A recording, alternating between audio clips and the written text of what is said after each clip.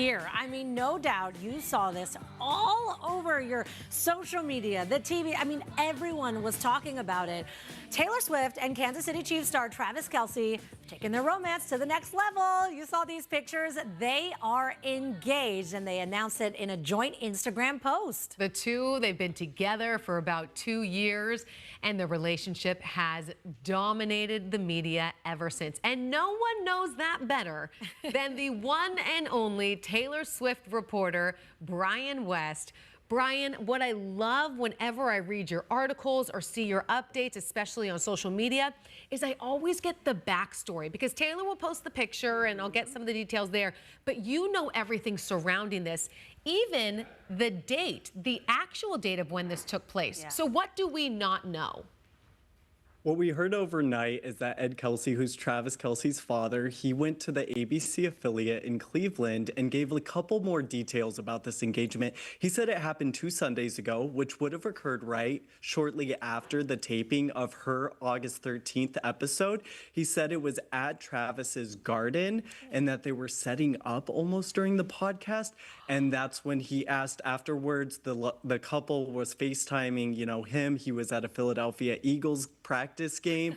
They also FaceTimed other family members. So they've kept this hush for almost 2 weeks, 13 days, very Taylor Swift, after the episode she announced yesterday. Oh, very Taylor Swift, right?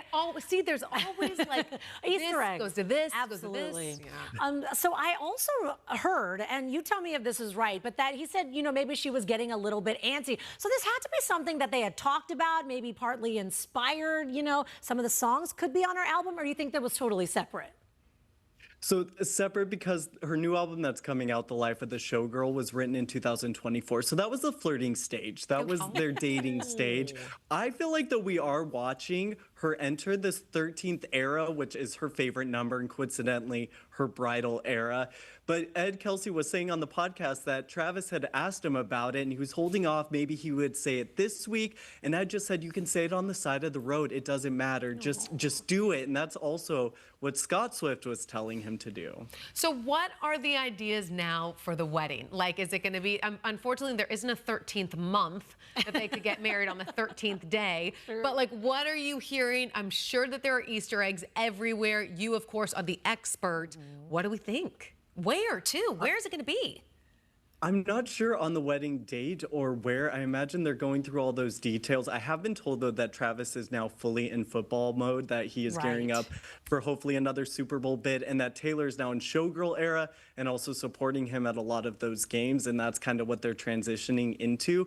But it is a love story that everyone's going to be asking, especially next year in the spring, are all the details. Is it going to be public? We've seen this relationship has had a public veil, or would they keep it incredibly tight-knit, small, and private? See, here's the thing. I totally understand that, because they give so much of themselves to the public. But at the same time, I feel like we've seen this from the beginning. We deserve it. Yeah, we do. We're so invested. Okay, let's talk about that ring. My gosh, I feel like it was a little bit unexpected, but when you know about Taylor Swift, it also seems kind of very appropriate. Tell us about, why this was the perfect ring for her. I mean, it's huge and it's gorgeous. That we know. So we're told by jewelry experts that this ring is anywhere from $550,000 upward to about $1 million. What's interesting, though, is it's a rectangle type of cut. They call it an old mine brilliant cut.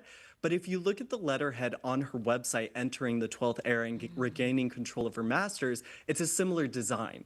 And I imagine if you're somebody like Taylor Swift, you might have had at least some say in what ring you're going to be wearing. But none of us, we don't know the official. It's just a coincidence that the size and shape looks very identical. Bryan, you know what's so funny is even in all these pictures, and like you remember those books when you were little, like the Where's Waldo, or the ones where you have to like try and find the little bits. Yeah. And that picture of them in the garden, I feel like people are looking, wait, you see how that rose is touching that vine? That means she has a new song that's about a rose, but it also has a vine. It's just like, I can't keep up, but you are perfect for deciphering this stuff, because outside of Taylor Swift, you're so good at all these kinds of puzzles. I do want to touch briefly, though. Do you think she is going to be performing at the Super Bowl? That's a good question. I mean, for 2 years, she has been pointing to that. When she went to Super Bowl 58, she did wear a jacket that said 60 on it. And so it'd be no surprise. On the podcast, she said, she thinks about sourdough and bread 60% of the time. Where the Super Bowl is being held in San Francisco, the mascot is sourdough. So a lot of fans are suspecting that she would do it. It is the year 26, which is her favorite number times 2. So I'm just saying don't be surprised. If it's anybody else, though, can you imagine if everyone's looking forward to Taylor and they announce somebody else and they're like, oh, but here's no. Yeah, Sabrina Carpenter's like, come on. Yeah, she's like, hey, hang on. Well, that'll be interesting because here's the thing. There's no guarantee that the Chiefs are going to make it to the Super Bowl either. Although we have seen them, come together out there on the field. So it'd be really interesting. My gosh, what a crazy time for you. I do feel like we won't really know much about the wedding as it gets going, but any predictions maybe about a year? Do you think like next year it's going to happen, end of this year, or we have to wait a couple more years? All I'm saying is this time last year, I was preparing for the engagement and had the article almost ready to go. So I will be preparing for any announcements starting, this fall / next year. But it really is down to Taylor. What I love that Ed Kelce said is when he was talking to Travis after the proposal, he said, when are you going to announce the news? And Travis said, whenever Taylor tells me to. Which I'm like, that's off to a great start. Great for marriage. Right. I can't imagine the pressure, though, to surprise Taylor Swift, because I feel like she outsmarts the smartest. So true. And she is always one step ahead in everything. I mean, 13 we go steps back ahead. Interviews, Bryan, where she dropped something that now, 3 years later, makes sense. So the way that he must have had to go about this, I can't even fathom. And what's interesting is I feel like he might have given a clue in the New Heights episode. He said 3 times the phrase, I'm the luckiest man in the world. And he said that exact phrase 3 times.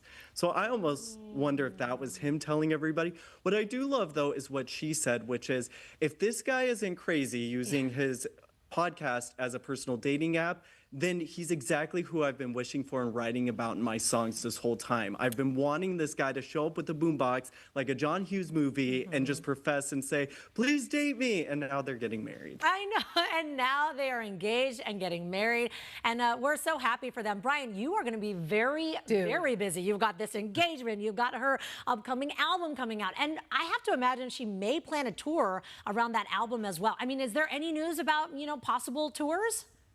We'll have to see. I do know that if she announces a tour, it's going to be heavily compared to Eras. I wouldn't be surprised if maybe she does something completely different with this album, or if maybe she waits to release more music before heading back out on the road. But your guess is as good as mine, Allison. I don't know how you top Eras. I don't know how you top all of, like, how long it was, 44 songs.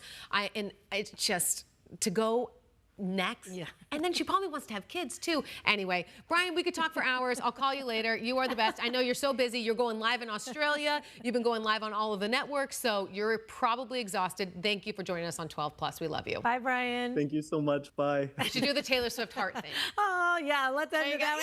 Yes, let's go.